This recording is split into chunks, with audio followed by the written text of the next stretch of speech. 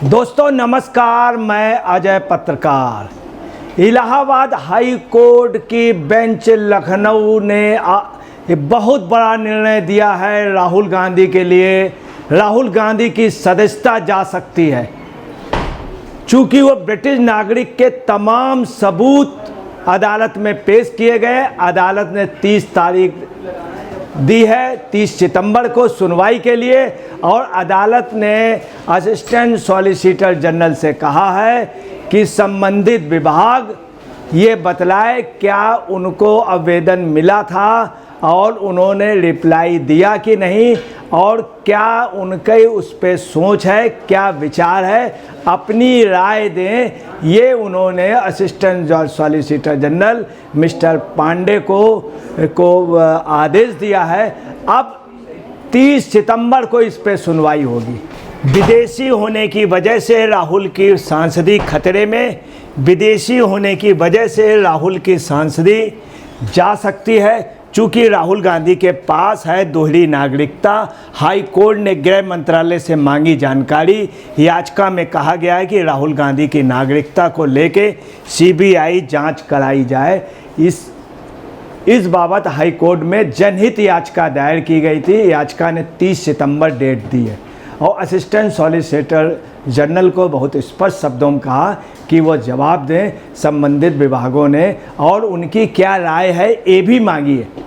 विभाग की क्या राय, विभाग इस पर क्या कार्रवाई करेगा, पूरी रिपोर्ट 30 सितंबर को देने के लिए कहा है। आपको ये भी बता दें, इलाहाबाद की हाई कोर्ट की लखनऊ बेंच ने ये निर्णय दिया है, जिस पे स्पष्ट रूप से जस्टिस राजन राय और जस्टिस ओम प्रकाश शुक्ल की खंडपीठ ने कर्नाटक के एस विघ्नेश शिशिर को याचिका पर केंद्र सरकार से ब्यौरा मांगा है। आपको बतला दें, ये याचिका जो के.एस. विघ्नेश ने दायर की थी, और के.एस. विघ्नेश से पहले भी आपको बतलाना है, इन्होंने पहले भी दायर की थी, इसके पहले की याचिका। उस पर यह कहा गया था कि आप संबंधित विभाग से बात करें, और ख़ास तौर से सक्षम अधिकारी से कोर्ट में ना आए। तब वो याचिका खारिज कर दी गई थी। दोबारा फिर विघ्नेश जी ने दायर की, और उन्होंने कहा कि मैं संबंधित अधिकारी, सक्षम अधिकारी के पास 2 बार मैंने उनसे सुनवाई के लिए बात की, परंतु उन्होंने कोई भी रिप्लाई नहीं दिया। उनको रिटन में हमने लेटर दिया, सब रजिस्टर्ड उससे दिया।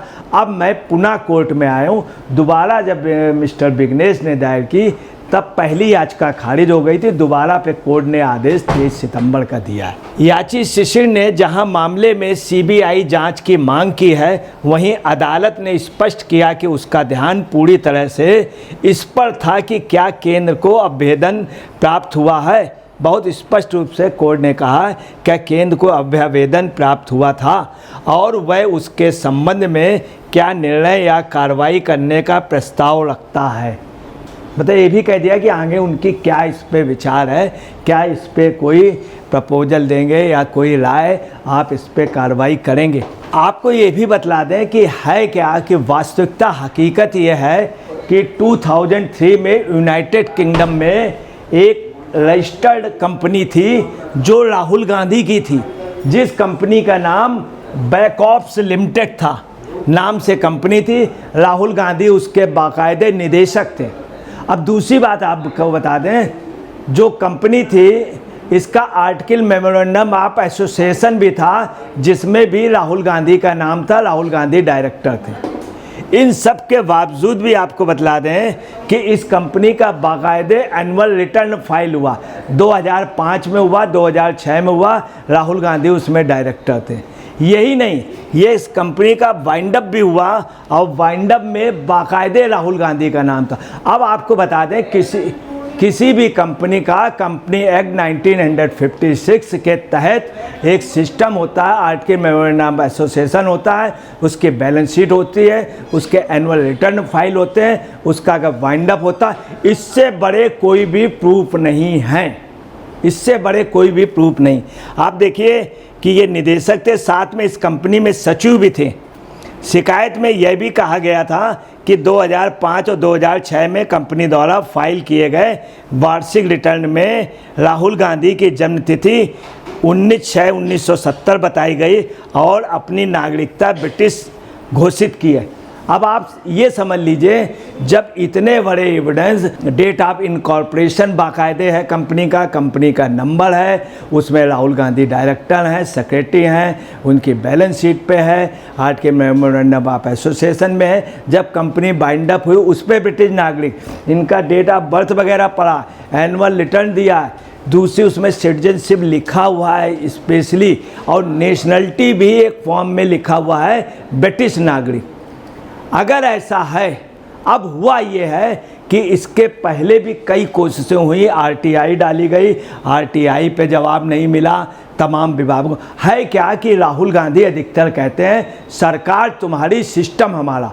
ये बिल्कुल आप समझ लीजिए, इनके अफसर बैठे हुए हैं और उन अफसरों ने जानबूझ के इनकी रिप्लाई नहीं दिया। हकीकत ये यही आरटीआई में तमाम जगह सरकार किसी की भी हो, मगर उनके सिस्टम, उनके काम सब होते हैं, उनके खिलाफ कई अफसरान जो हैं वो हर मामले को कूल कर देते हैं या लिंगर ऑन कर देते हैं या उसको डस्टबिन में डाल देते हैं। इसमें भी ऐसा ही हुआ। अब देखिए, आपको ब्रिटिश नागरिकता के लिए ये जनहित याचिका दायर हुई थी, इसके पहले भी याचिका खारिज हो चुकी है। आपको बतला दें, इसके पहले सुप्रीम कोर्ट पे भी मामला गया था। उस समय honourable chief justice mister Gogoi साहब थे, तो गगोई साहब ने उस समय कहा था कि वो ब्रिटिश नागरिक उनके उस पे लिखा है, फॉर्म पे लिखा है, परंतु आप देखिए सीजीआई ने भी माना था कि फॉर्म पे ब्रिटिश नागरिक लिखा हुआ है, ब्रिटिश नागरिक का बाकायदे वो है उनके फॉर्म में,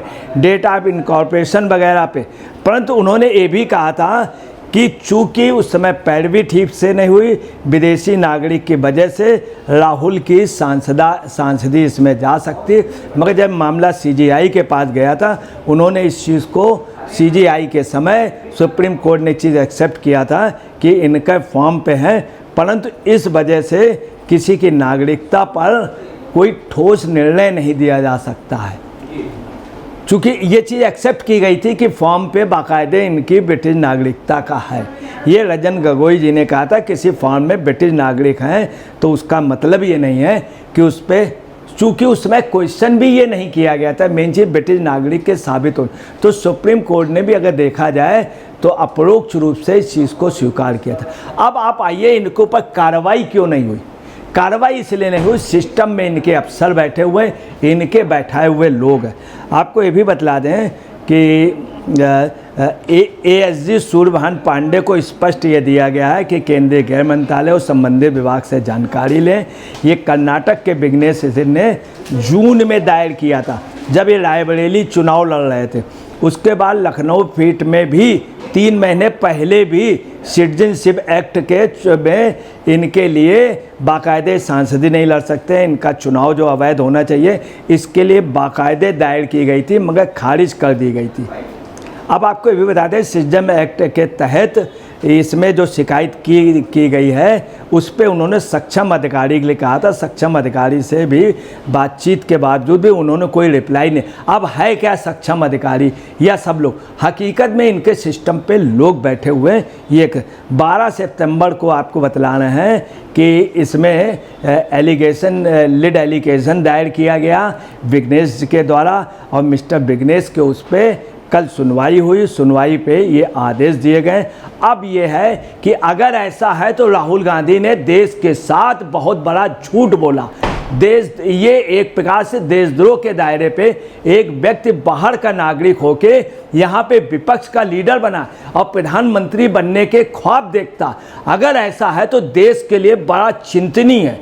और आपको बताना सबसे बड़ी बात है, लोगों की आंखों में पर्दा पड़ा हुआ है। लोग ये भूल गए, पार्लियामेंट के अंदर पीएस संगमा लोकसभा अध्यक्ष ने, शरद पवार ने, तारिक अनवर ने इसी बात का विरोध किया था। स्वयं सोनिया जी को ब्रिटिश नागरिक बताया था, पीएम के लिए या अध्यक्ष के लिए विरोध किया था, जिससे कांग्रेस टूट गई थी। ये 3 बहुत बड़े लीडर थे उस समय, पीएस संगमा लोकसभा अध्यक्ष, शरद पवार बहुत बड़े मंत्री, सबसे पावरफुल उस समय थे।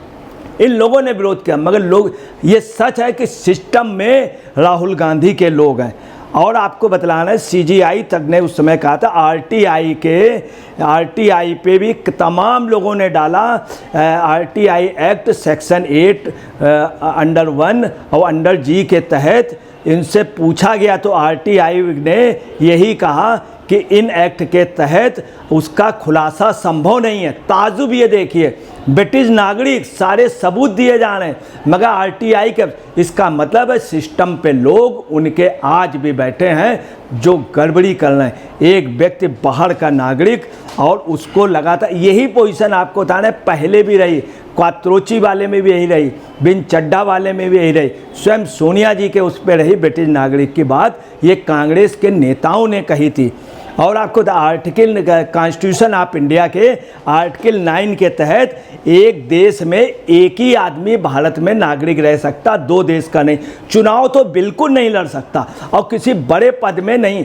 आपको बताना यही बात आ गई थी जिस समय सोनिया जी कलाम साहब के पास गई थी, तब ये गोविंदाचार्य ने और उमा भारती ने बात कही थी। तो ताजुब है कि एक सच उजागर हुआ, इसके लिए बहुत बड़ी बात है। और ये कंपनी जब बाइंड अप हुई उसके भी सबूत है, उस पर भी राहुल गांधी के साइन है।